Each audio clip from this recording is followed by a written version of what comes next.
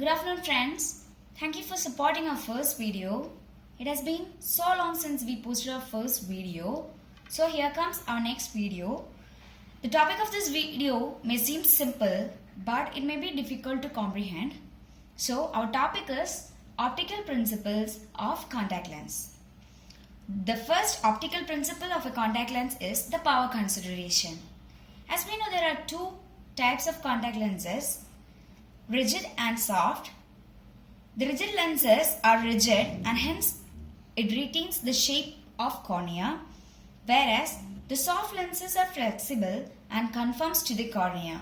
However, there are some exceptional cases. For example, in some rigid lenses, they fail to retain the shape.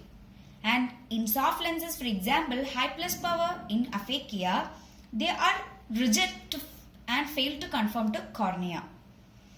Also considering the corneal astigmatism, rigid lenses eliminates the corneal astigmatism, whereas the soft lenses fail to eliminate the corneal astigmatism. The next optical principle of contact lens is the effective power. When the corrected lenses are moved towards or away from the cornea, the power of the correcting lens changes.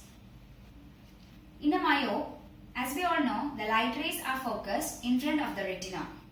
So when a myope is corrected with concave spectacles, the primary focal point falls in front of the correcting lens.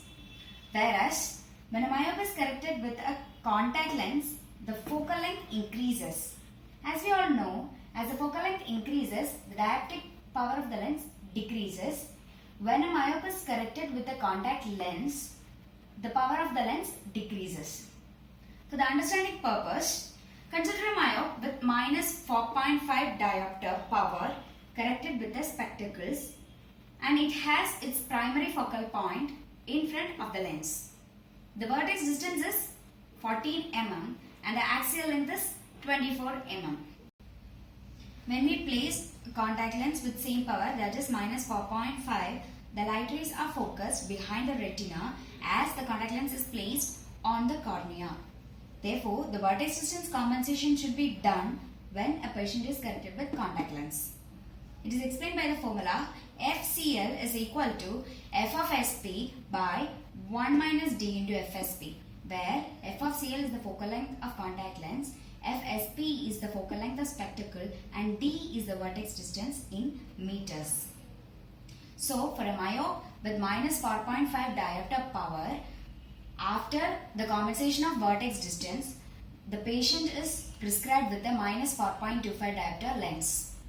In the case of hyperope, the same optics happen, but here the focal length decreases. So, when the focal length decreases, the dioptric power of a contact lens for a hyperope increases.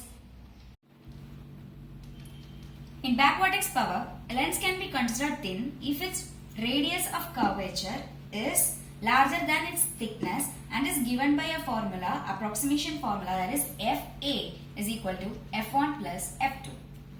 In back vertex power, there are two surfaces, that is front and back surfaces. In semi-finished meniscus lenses, the power is already generated on the front surface power. Depending upon the patient's refractive power, we will generate the back vertex power. For example, if the front vertex power of a lens is plus 2 diopter and the patient's refractive error is minus 2 diopter, by the formula given, that is FA is equal to F1 plus F2, where F1 is the front vertex power and F2 is the back vertex power, we need to find out the back vertex power, that is F2 is equal to F1 minus FA, that gives minus 4 diopter. So, a patient with refractive error minus 2 diopter will need a back vertex power of minus 4 diopter. So, the back vertex power can be described by the formula F1 by 1 minus T by N into F1 plus F2, where F1 is the front vertex power, F2 is the back vertex power, T the thickness, and N the refractive index. However, as the CL has a more curved surface, in spite of the small thickness, the use of this approximation formula can result in error. Hence, we are using this back vertex power. The necessity or using this back vertex formula can be demonstrated by considering a lens with front and back surfaces of equal but opposite power. I know this will be an easy topic, but for those who find it difficult to understand the optics of contact lens, this might help them. Please subscribe and like our video. Thank you.